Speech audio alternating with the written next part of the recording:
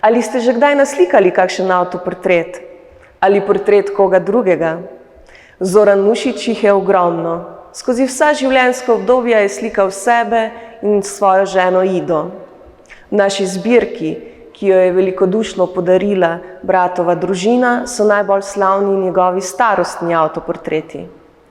Ta avtoportret pa je nastal na začetku njegove poti, v Benetkah, kamor se je vrnil po izkušnji Dachauer.